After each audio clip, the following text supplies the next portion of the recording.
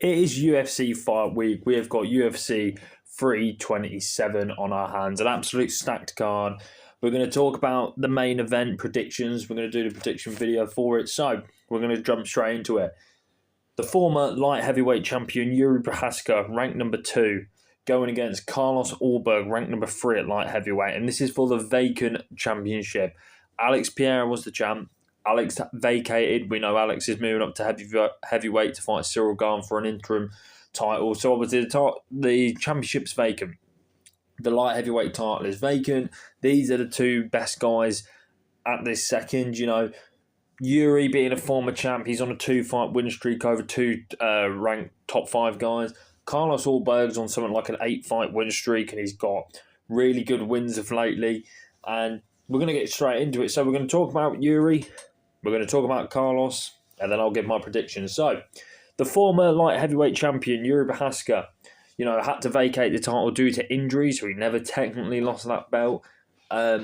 He's an absolute monster. He's one of the most entertaining fighters to watch. He brings it every time. If you go, oh, that weren't a great fight, or an entertaining fight, then you're not an MMA fan if you're saying that about Jiri Prochazka. So, I mean, the Glover Teixeira fight is one of the best fights I've ever seen. He's just all-out carnage. So we're going to get into his stats. So he's 32 wins with 5 losses with 1 draw or a no contest. 28 wins are by KO, 3 by submission, and 23 first-round finishes. That is just ridiculous. So what? That's 31 of his 32 wins are all by finishes. It's insane. His wins in the UFC, so we are going from his first fight onto the UFC, was Volkan Oezdemir, former title challenger, contender, KOs him. Dominic Reyes, who people say was the one who defeated John Jones, KO'd him. Then had a title shot against Glover Teixeira, submitted him.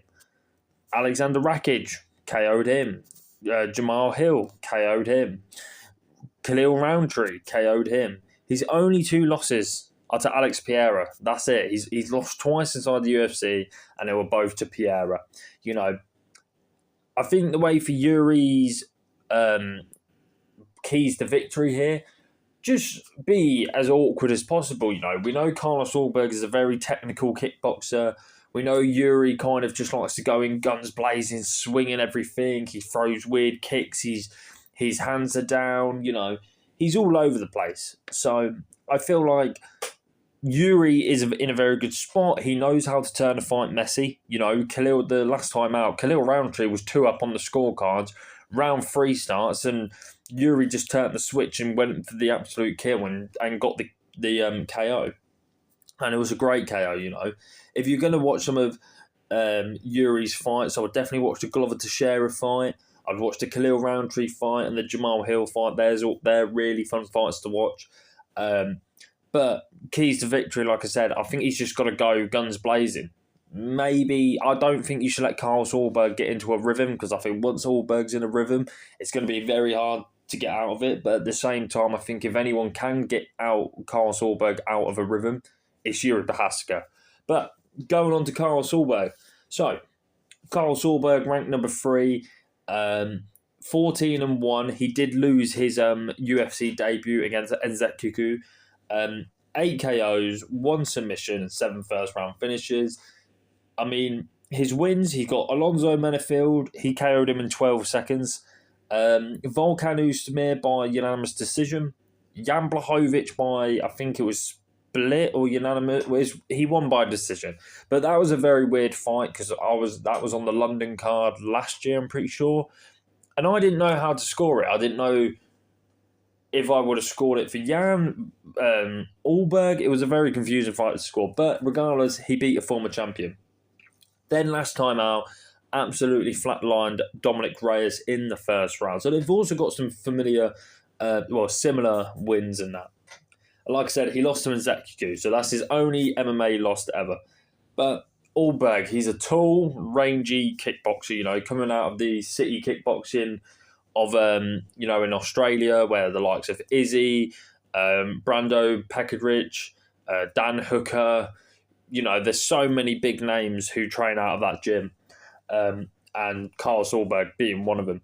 So Ulberg, you know he's going to keep it rangy. You know he'll constantly be throwing the 1-2 leg kicks, making it tricky. He's not gonna be standing.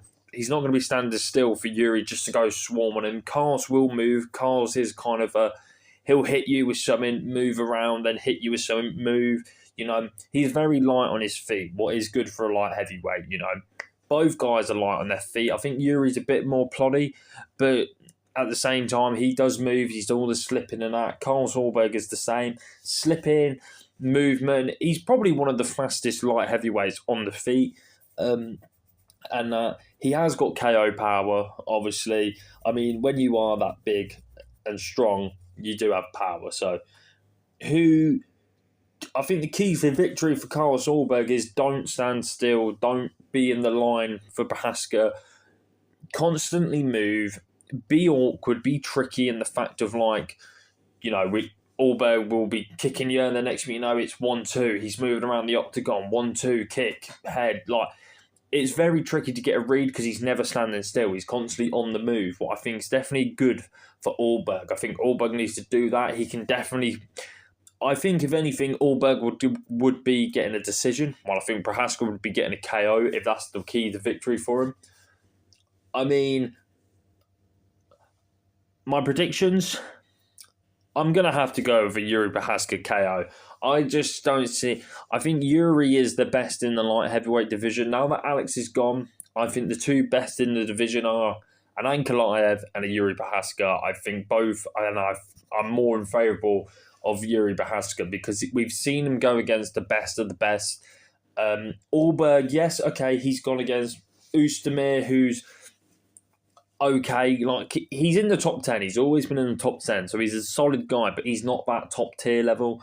Jan Blachowicz has fell off massively. I don't even remember the last time Jan won. Jan, once upon a time, was a beast. It was a good time for Jan. Dominic Reyes, okay, yeah, to be fair, Dominic Reyes rebuilt himself, but against who? Jacoby. Jacoby was all right, but a top 15 guy. And Anthony Smith, who didn't even want to be in there. And Nikita Krylov once again, but he's not on that top tier. While Yuri's fought the best of the best, Glover Teixeira was the champion. Alexander Rakic was still in the top 5. Jamal Hill, former champion, still in the top 5. Khalil Roundtree was on an absolute tear, lost to Alex Pereira, but put a great show on. And then Jiri obviously KO. Well, actually, that's a lie. He was coming off a good win against Jamal Hill. So I'm looking at the resumes and kind of being like, because do you think a Jiri Prochazka could be a Jan Blachowicz now? Yeah, probably would KO him, to be fair. But it's MMA maths, it don't work. We all know that. But I'm going to go with Jiri Prochazka with a third round KO. I'm probably going to be wrong, but I think we're in for an absolute treat of a fight, guys. We're finally going to get a light heavyweight champ again, and this division is going to be moving. Alex had a great reign, probably one of the greatest reigns in light heavyweight history. And yeah, let me know what you guys think in the comments below. If you like MMA and boxing content, then make sure to drop a subscribe. We're nearly at 100. And subscribe, comment. I like hearing people's opinions on it. And see you in a bit.